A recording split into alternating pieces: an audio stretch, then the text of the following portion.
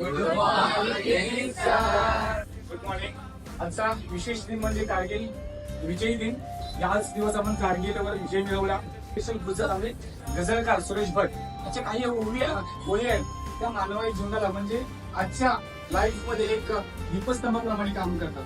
सुरेश भट काय म्हणतात नेहमी की भिजलो जरी आज असामी हा माझा अर्थ नाही, पेटेल उद्या नव्याने हे सामर्थ्य नाशिवंत नाही.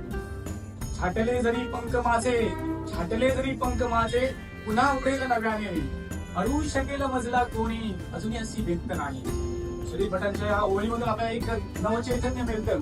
प्रत्येक तरुणाला किंवा विद्यार्थ्यांसाठी खास नक्कीच एक दीपस्तंभाप्रमाणे ह्या कविताच्या ओळी आपल्याला मार्गदर्शक करतात. हे सामर्थ्य प्रत्येकामध्ये आहे ते गझलकार सुरेश भट नेहमी सांगत असतात. म्हणून नेहमी मोठे मोठे पुरुषांच्या किंवा जे आज यशस्वी